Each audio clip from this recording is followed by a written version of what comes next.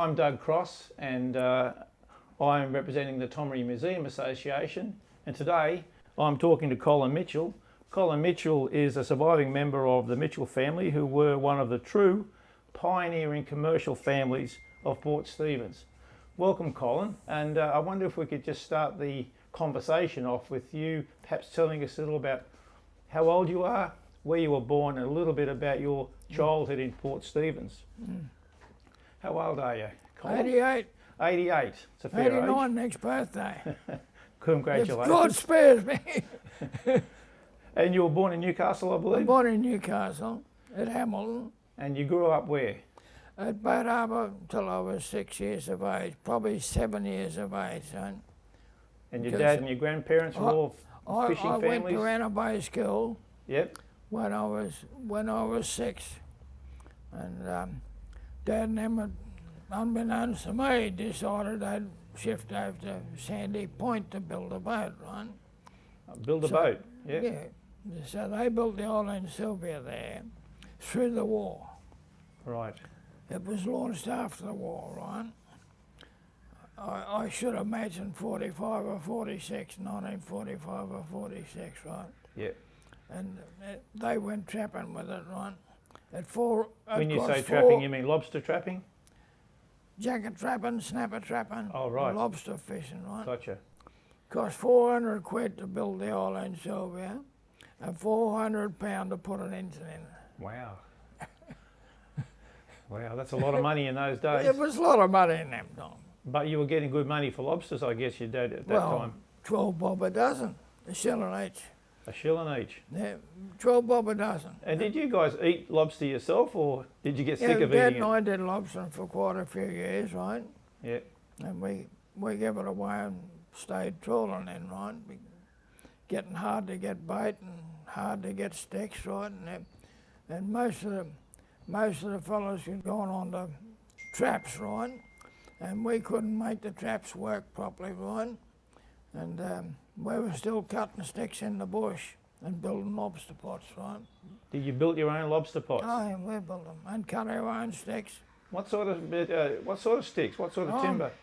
There's a coastal tea tree. You can't find them anymore, but there's a coastal tea tree that grows like that. Yep. And a swamp tea tree out there at Salamander Bay, but all houses now. And there's a currajong, what we call blackfella spears. They're up the side of the mountains, and there was a big patch of sticks up at Foster we knew about. And went up there and got a load of sticks, right? Truckload, right? And built our own pots, right? I expect times were pretty hard in those Oh, days. I yeah. guess that even when you were going to school, Yeah. before you left school, you were probably still helping your dad build those traps. After school, that was after school. Right? You'd help him build the traps. Before I left, before I got married and all that kind of jazz, right? So I can still build a lobster pot. Can you? I'd I'd love to see that. Yeah. Okay, so I expect during your school years and in the early years of you helping your dad and your uncle and your uncles fishing, you would have known some of the other famous families in Port Stephens, in Nelson Bay. Oh, well, Harry Lund. Harry Lund was a fisherman, and Jimmy Hill, but he died. I think the first year. Harry Lund, and his father was fishing. All the Tarrants, right? Yeah. But they were inshore fishermen. Right. Westy Davis, right? Trevor Holbert, right? And the Holberts were fishing, right? The Holberts, yeah. Yeah. They're the Trevor oyster family these days, aren't they? Bob Holbert and them sold their boat early in the 50s, right? And went to Newcastle driving cabs, right? And he bought a cab, right? And it was better than the fishing game. And Harry Lund did the same thing, right? Yep. And Archie Thompson, right? Archie Thompson and the Sprouls, right? Archie Thompson and the Oh, Sprouls. he had the They're very Dawn. famous pioneering families as well. He leased the Dawn out in the mid-50s, I think, to a bloke by the name of Joe Hansen, right? And that's where Johnny Ploy come in the picture. Yeah. And Johnny Ploy, he started working with Joe Hansen, right? And really, they really caught up the Crowdy Head and caught big loads of fish, big loads, right? And by the end of the 50s, we had a lot of influx of Italian trawlers, right? You'd go out the paddock in the morning, you'd see masts like this, right? Right. All come up from Sydney, right? Right. They'd get loads of flathead. Flathead come always in July, right? Flathead come in July. Right. Not beforehand, right? And they went through to Christmas, right? But about October, November, December, the paddock was full of undersized flathead and nothing. You could hardly get a lot. The Italians kept coming and getting them, Right. taking them back to Sydney and unloaded. At handlebars, the fisheries inspector would go like this because he was getting that, you know. Right. And Because these fish were undersized. oh, they were all undersized. And of course, them months we would go away and work on inshore fish, and then November, Up a little bit, mate, for the about November we'd go to Stockton Yes. trawling, right? Now after the island silver was built and worked, I left school, Clyde left school, and Barry was leaving school, so we were going to put too many on the one boat. Right. So they bought the Gill Plat, was sunk in that. Gill Plat. Yep. They sunk in that mud in that boat dock opposite the sea bridge, opposite the pub. What would they say the name of the pub is? Boat Rowers Hotel. Oh, the Boat Rowers Hotel. Right yep. opposite there. Yes. And Annie Bailey had an old shop there, right? And we salvaged the boat out of there, put it on the dock, had a look at it and took it back and pulled the plug on it again. Pull the plug on it. Yeah, it took quite a while. But I stepped off the school bus and helped bail her out, and she was a 50-foot boat. It took them probably 6 months to buy it off the Aitman brothers Right. at Cessnock, right?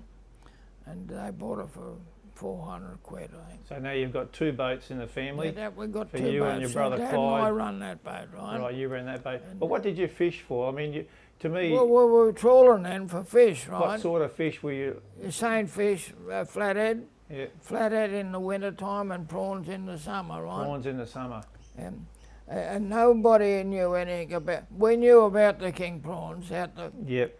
in the 50s and the 60s, but we weren't trawling for them, right? And they put I think they put a trawl winch, drums on the island Sylvia, Yep. and went out and tried catching these king prawns, and they caught them all right. Yes. And they were like this, right? Wow. Big And of prawn. course that charged the light brigade, right? And I've got a question to ask you about a little story that I've heard, that when you were 18 and you were on the boat on your own and you had a little sleep, we might have done, and ran aground. yeah, run aground. But you caught a heap of prawns that day and you still got the sack. Is that true? Tell me that story. What's that story? What happened there? I told all that yesterday. Yeah, I went to sleep after we left Morna Point.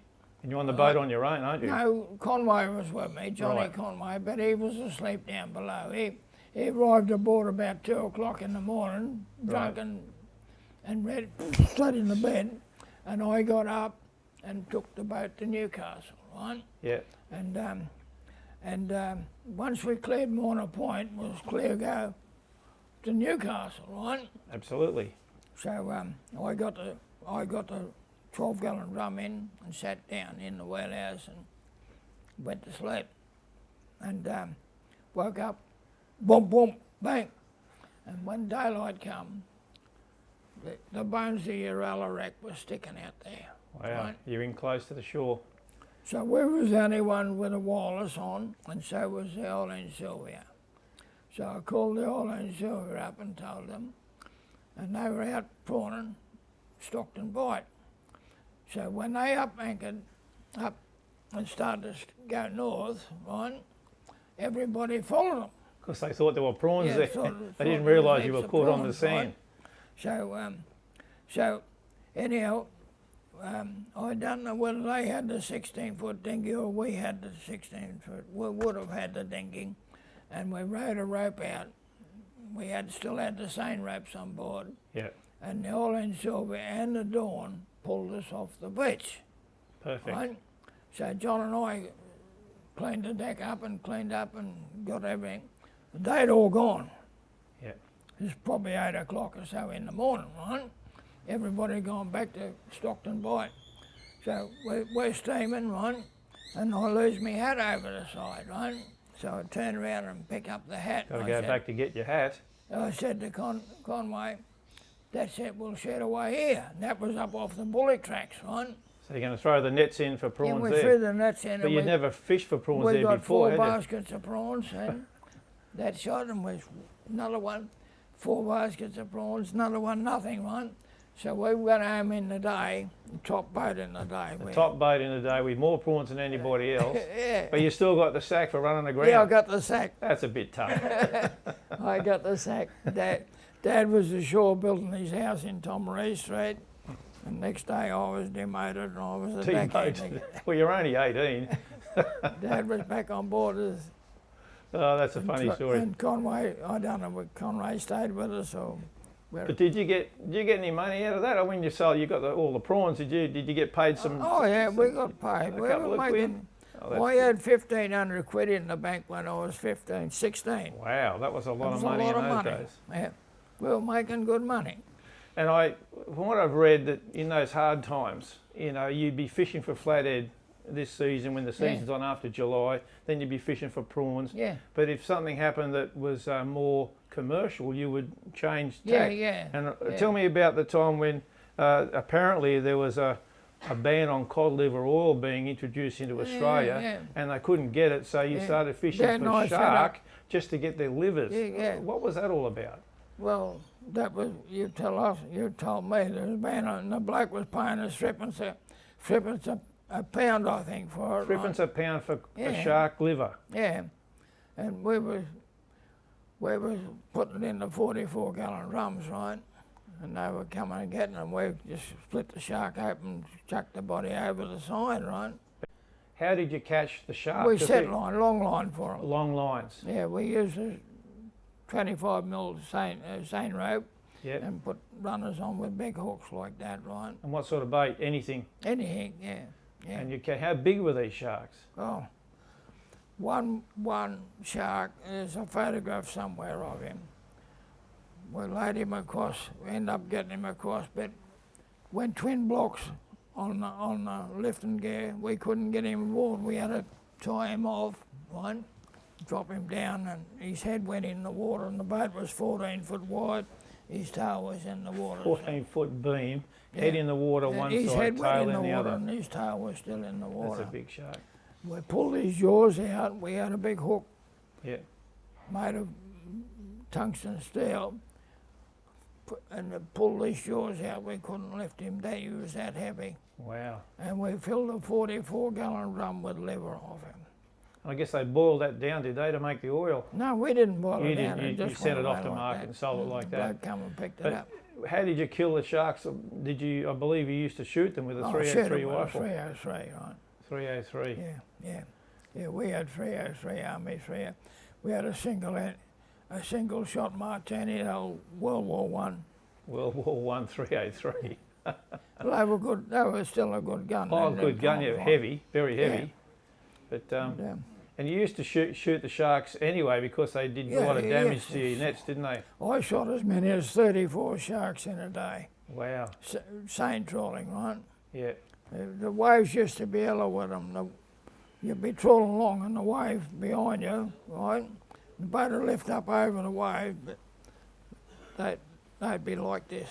Or just following the boat. Oh, looking for the fish that you're catching, get a cheap feed, then, right? When we got the gear up, we would stave all the offal to when the nets were coming and shovel that overboard, so they would eat that instead of eating your fish, eating the cod end, right? Right. And when we're sorting fish, we'd throw them a fish water float. As soon as they stuck their nose up to bite that fish, boom! Shoot. Put the gun back down there again. Right. Okay. Another shot in it, 34 in a day. Wow, that's a lot. That's a lot of sharks. Yeah. They were all. But I heard, I think I read somewhere that the police confiscated your guns at one up stage. in Cairns. I was up in Yeah, Kansas. I wasn't on board, right? Right. What was that story about? Well, they took me to court naturally for the guns. Took you to court. Yeah, Of course yeah, you had guns. they had the guns, and I had to go to court. And I said, well, one was my father's gun, right, and the other one was just a ordinary 303. But I said one we never used because it was an Irish gun, right? An Irish gun. Yeah. He said, what do you mean? I said it killed both ends, right? Killed both ends. Right. He cracked a smile up, and I said, as a matter of fact, I come from New South Wales, and the law down there after the war was made that any fisherman east of the Dividing Range could have a Army 303 on board for shooting sharks. Start looking at them. So they give me back the guns. And you got the guns back. No, I think they give them. I'm not sure on that run. You probably didn't care too much about the Irish gun, Yeah. but the other one you needed for your business. Well, I wasn't using it in Queensland. Right. They were only just. Yeah. Yeah, they give me back the gun. It was an interesting time. It was hard times. I guess I'd be interested to know how you got all your fish to market in the early days when you were When 15. we started to catch prawns. There wasn't much of a road between here and Nelson and Newcastle. When we were catching prawns, all stocked and bite prawns were going away green. Right. They were packed into kerosene cases, right? You know what a kerosene case do, is, yeah. right? Square box would hold 4 square. Yeah. They lined them. You lined them with newspaper, right? Right. You put 2 shovelfuls of ice in the bottom, half filled the box with prawns, 2 shovelfuls of ice in the middle, topped them up with prawns this far from the top, 2 shovelfuls of ice on the top. That was 80 pounds. And they're green prawns, not cooked. They're green prawns. They went away green, right? Right. Well, every day went away green, right? Everybody's prawns went away green. But if you cooked them, So when we started to catch the king prawns, we didn't know how to cook a prawn, right? didn't know how to cook them. We brought Colin Tarrant down from Nelson's Bay to show Colin us Tarrant, how. yep. And the prawn cooker, what was put on the island Sylvia, right? And it was 2 ton weight. It was brick, all 5 bricks around it. We had to get tolls craned down to put it on board in the middle of the boat. Right. It was a big boiler. Cooked 200 pound of prawns. How did you fire it? Was it oil fired or was Oil fired and big air blower. Yeah, air big air blower blower. driving off the little lister on the deck, it right? just use salt water, I guess, did you? Tip the prawns in, and Colin showed us how to cook, stir them and Right. cook the prawns and hold them up till. And I don't know how long he was there for. Might have been a month or so, right? But on the Gold Pat, we had a 16-foot dinghy towing it, and when we'd go past the Lyle and Silver, we'd row 4 or 5 baskets of prawns over. Right. And they'd cook them and they'd keep them on board, right? Right. And, And you obviously got more money for them if they were cooked. when we went in with them, the first time we went in with them, we got red funnel down, right? Red funnel bought them. Yeah, Yeah. red funnel, Jerry Combinose, right? He come and had a look. I'll take 25 boxes for sample of Mitchell's prawns for $1 a pound. $1 a pound for Mitchell's prawns. Okay. Next day he said, I take all Mitchell's prawns all the time, 1 and 3 a pound. 1 and 3 a pound for cooked prawns. That was a lot of money in those That days. was stocked and bite prawns, right? Wow, stocked and bite prawns. They're still catching stocked and bite prawns today. Still Fantastic. catching them. And everybody knows how to cook. Right. But then there was a stampede of people wanting to cook prawns, right? And all the boilers, all the coppers out of the backyard in the 44-gallon drums, and you could go to Army Disposal and buy a flamethrower. Yeah, flamethrower. And that's how they, Old copper boilers, throwing the green prawns in with your seawater, flamethrower, yeah, cooking the prawns and Yeah, selling that's them right. for a lot more money than you Yeah. would if they were yeah, green. that's right. That's industrious. Fantastic. Yeah, so that was how it developed, right?